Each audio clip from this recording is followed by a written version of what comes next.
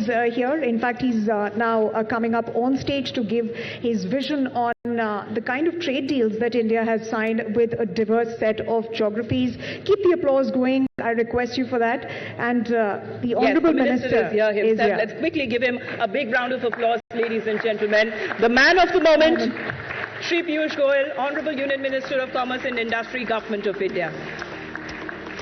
Thank you very much, sir. Welcome.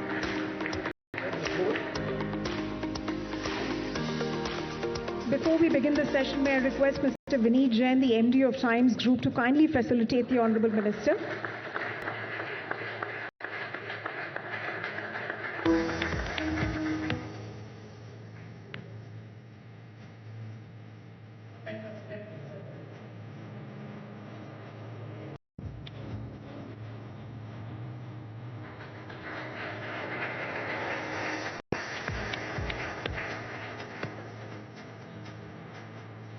Thank you very much, sir. The stage is yours.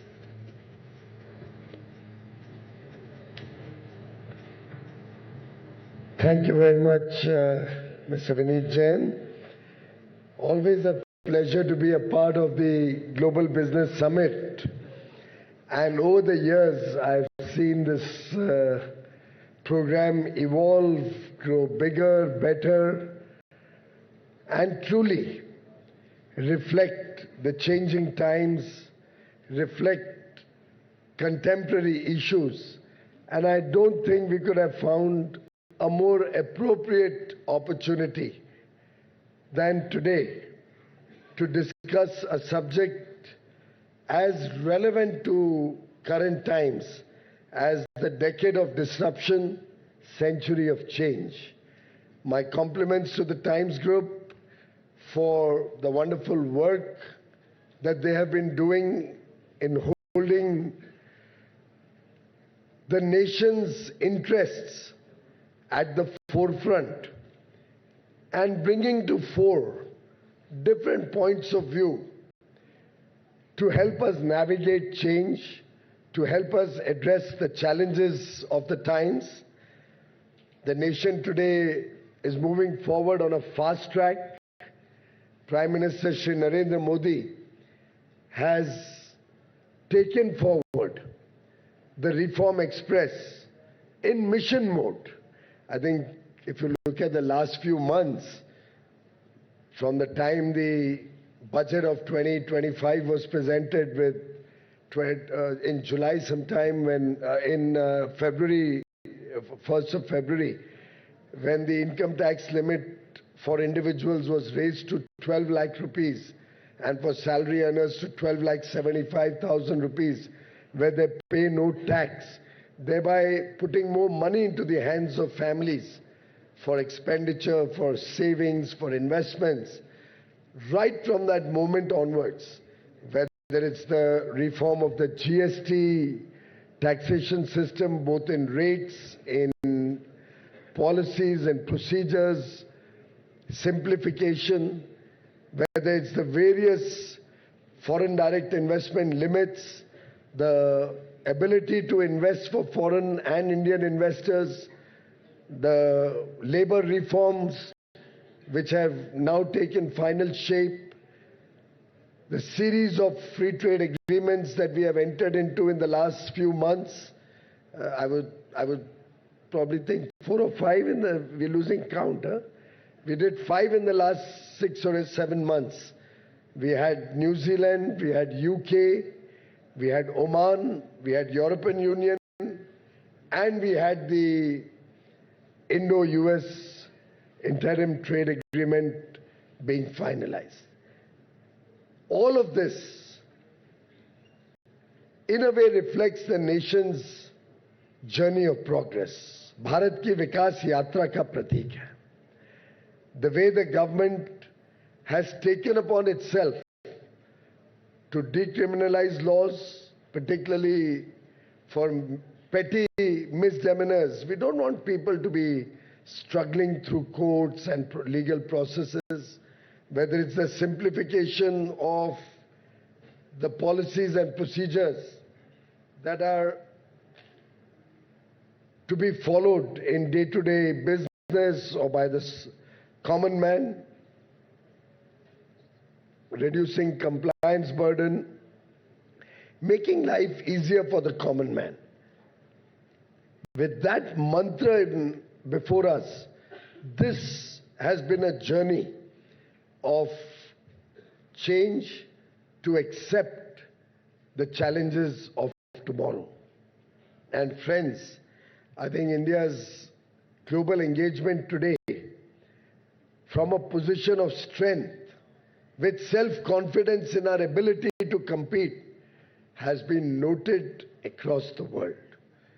Never before did we ever see a time where India engaged with the developed world and got our terms. We finalized deals which were good for the country, for all sections of society. We have had path-breaking new initiatives. For instance, we never heard before the India-FTA free trade agreement. And FTA is our agreement with Switzerland, Liechtenstein, Norway, and Iceland, the four-nation bloc.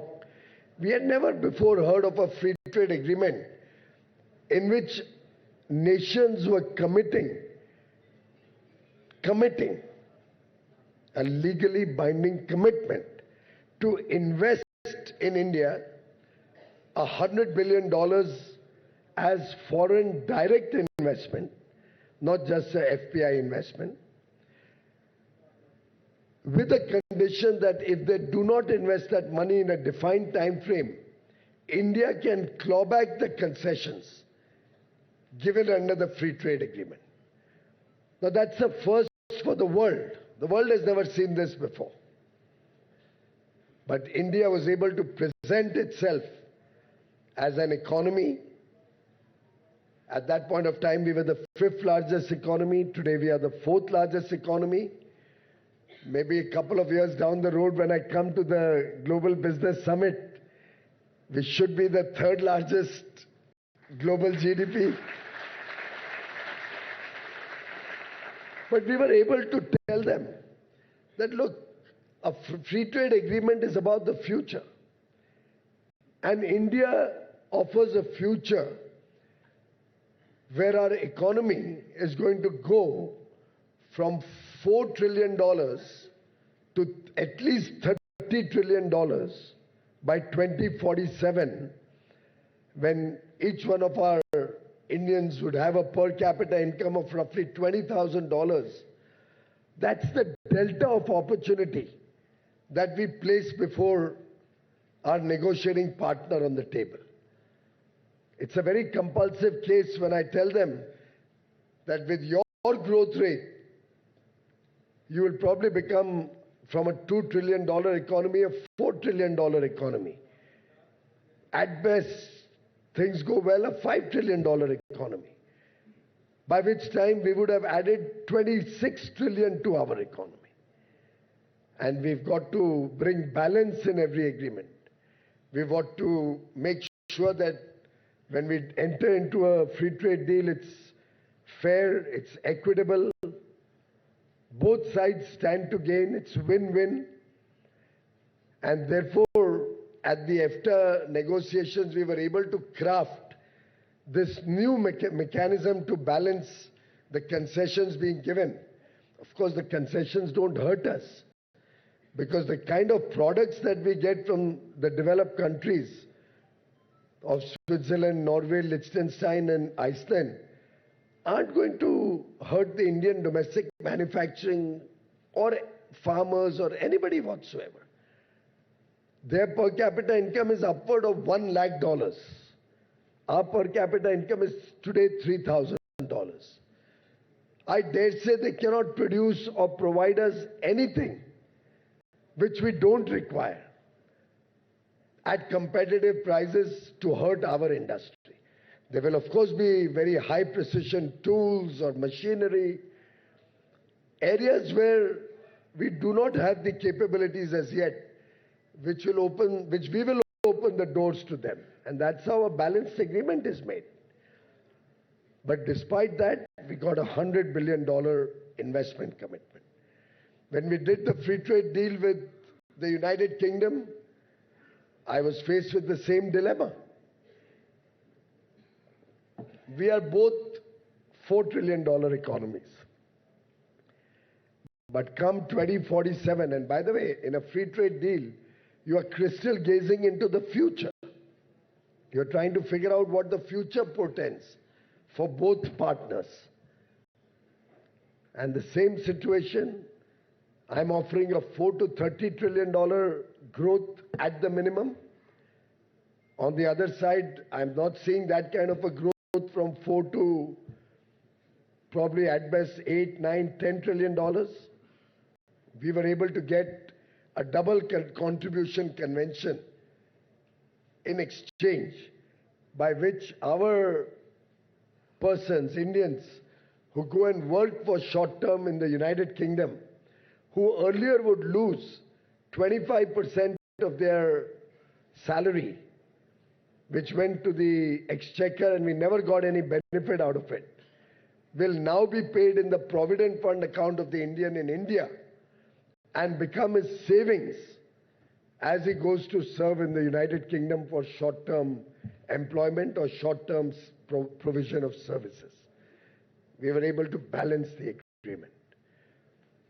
And this has been the story. I can give you free trade agreement one after another, where India has been able to get the best and protect the interests of our farmers, our MSMEs, our fisher folk, our artisans, the handloom, handicraft sector, every section of society, while also ensuring that the largest stakeholder in India, and I dare say the largest stakeholder is 140 crore Indians, the consumer. The consumer has to get a fair deal. The consumer has to get high quality products at the best price.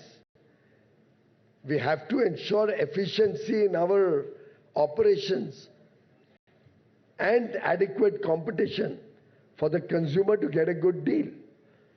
And that is the fine balance that we have been able to strike in 9 free trade agreements that have been finalized in the last 3.5 years under Prime Minister Narendra Modi ji's guidance.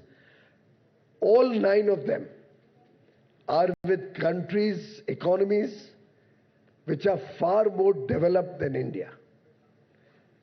37 countries are covered in these 9 agreements, all of which are developed economies.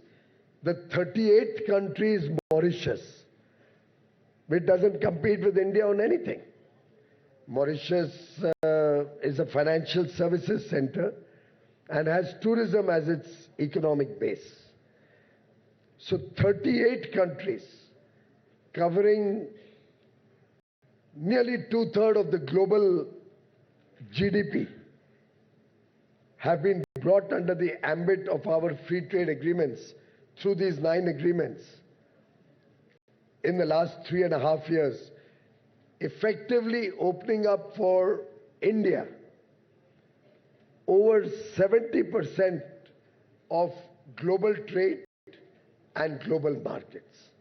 That's the extent and expanse of India's engagement with the world, recognizing that the future is going to be a century of change. We have to be abreast with the changing times. We have to ensure opportunities for 140 crore Indians. We have to make sure there are enough jobs, there are enough opportunities for entrepreneurs, there is recognition of talent, of skill, and we have to make sure we also protect our sensitive sectors, sectors where we would have to be cognizant that we cannot open up, which may hurt the Indian economy. And therefore, ladies and gentlemen, since 22, These 9 free trade agreements have ensured, for example, we never opened up dairy, the dairy sector. Very logical. And I'm able to explain it to all these countries in a very simple way. The Indian dairy is largely small farmers having 3 or 4 livestock, 5 livestock, for whom this is a supplementary income. Sustainable dairy farming is done by them to help them meet their own nutrition needs of the family or a little bit of extra income. There has never been another country other than India which has finalized a free trade agreement with Australia, with New Zealand, with UK, with the 27-nation European Union, with the 4-nation FTA, or with the USA. Never before in history has a nation been able to do an FTA with these countries, keeping all of dairy out of the FTA, protecting our small dairy persons.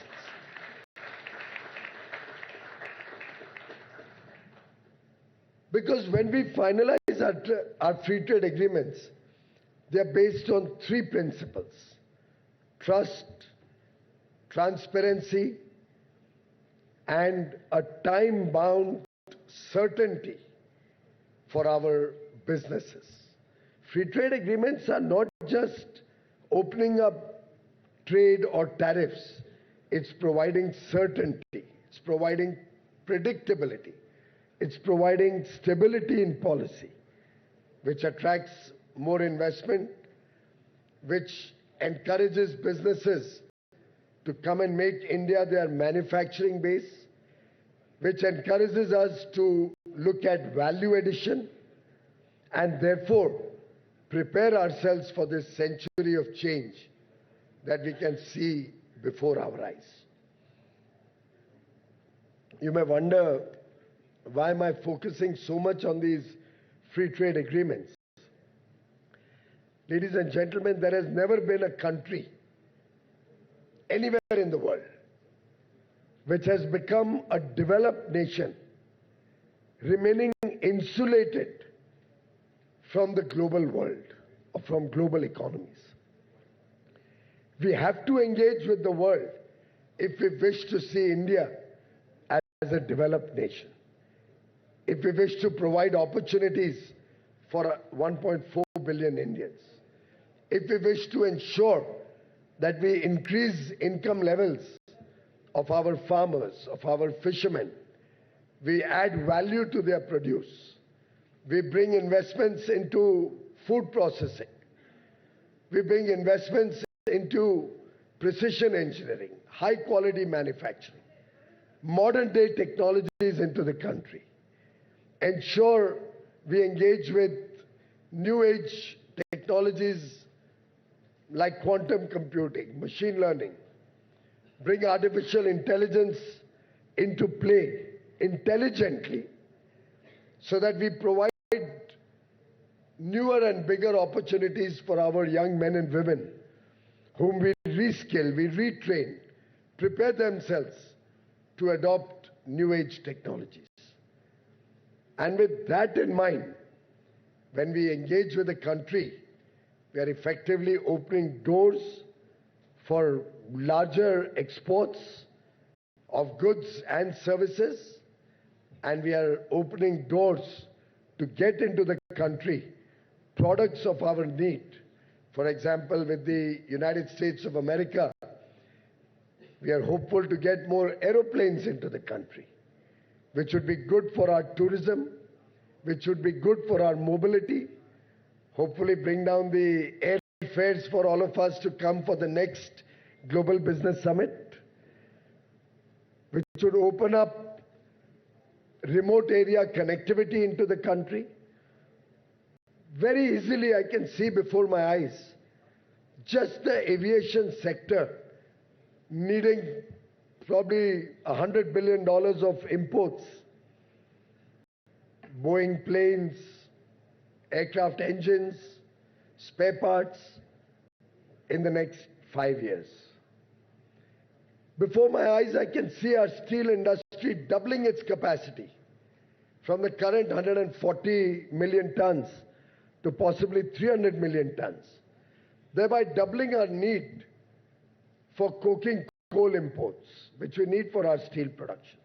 We already import about $17 billion of coking coal. We'll need nothing less than $30 billion of coking coal. There are currently two countries mainly which supply coking coal. Now I'd like you to reflect. Isn't more merrier for us? If there's more competition, if more countries come into play and provide us our needs, will that not give us better quality, better pricing? So we can bring coking coal into the country in a big way. Annually, we will need $30 billion of coking coal. We have just recently in the budget approved a policy to provide tax concessions for data centers. Right up to 2047, data centers being set up by foreign companies in India to provide cloud services for the rest of the world. Now, friends, look at the holistic nature of thinking. These data centers will bring large volume of investment into the country. So we are attracting foreign exchange. These data centers will need a lot of infrastructure to house them, which will provide jobs, which will provide economic activity wherever the data centers are being set up. These data centers will need power and largely renewable energy. So it will give a big fillip to our nuclear energy program, and we plan to add 100 gigawatt of nuclear energy as a base load in our electricity transmission grid. It will give a fillip to solar energy, wind energy, battery storage, pump storage, green ammonia, green hydrogen. The entire renewable energy ecosystem will get a fillip. We'll need more investments in transmission lines.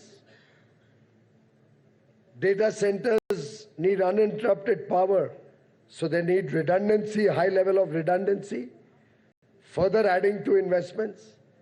Think of the holistic nature of thinking of this government as we prepare ourselves for this century of change. And clearly, all of this comes out of the disruptions that one can see before our eyes. Huge forex investments, huge opportunity for jobs in creating the infrastructure, huge opportunity for investments in the energy sector, huge number of jobs created in the energy sector, the whole ecosystem. As these data centers come in, it will need an ecosystem around them, industrial parks, it will need hotels, and there will be more travel.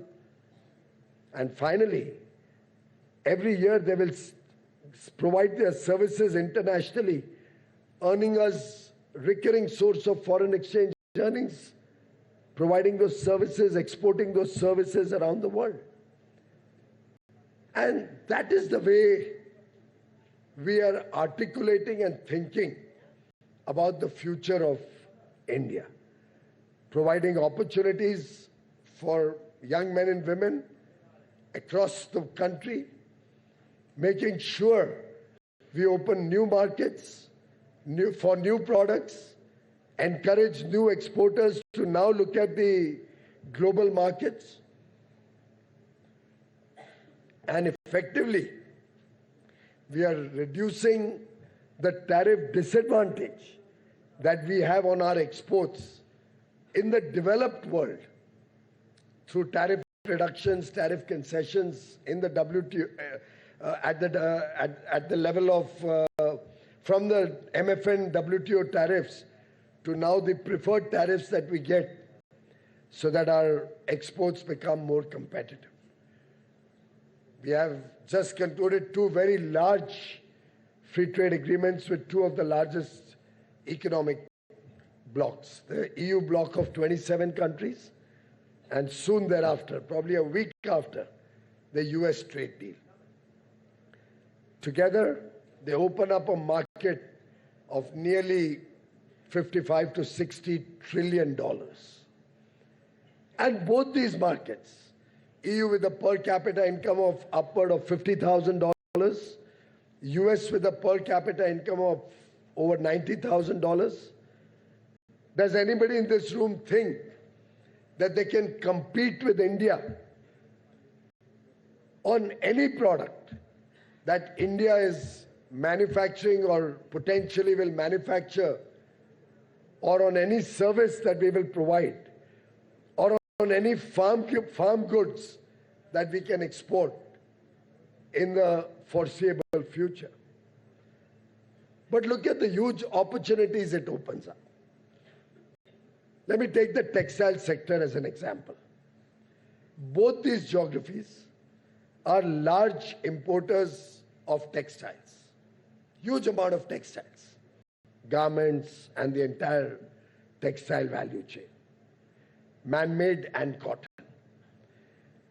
For all these years, we have been talking, why does the textile industry not export more? Why don't we provide more opportunities for our women, particularly, and for all Indians in the textile sector? The biggest impediment was high customs duties, import duties in these developed economies, because of which we could not compete with the Vietnam, which had an FTA and therefore zero duty, or with Bangladesh, which had the benefit of being a less developed country and therefore zero duty access for their textiles in these geographies.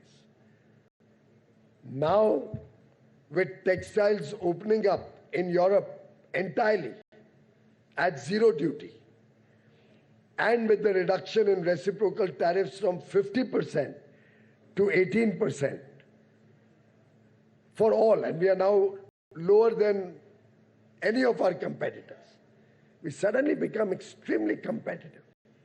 We can look at capturing the large markets that were always our dream, our desire. In the textile sector alone, I can easily visualize doubling our exports and possibly see at least 7 or 8 million jobs being created only in the textile sector alone. And I can go on sector after sector. Leather goods, footwear, sportswear, our handlooms, handicrafts, our marine products, our farm products, fruits, vegetables, basmati rice, spices, all the masalas that we export, tea, coffee, honey, endless number of products which will now become competitive, for which will open up large markets. And today, when we engage with the world, we ensure that we respect their sense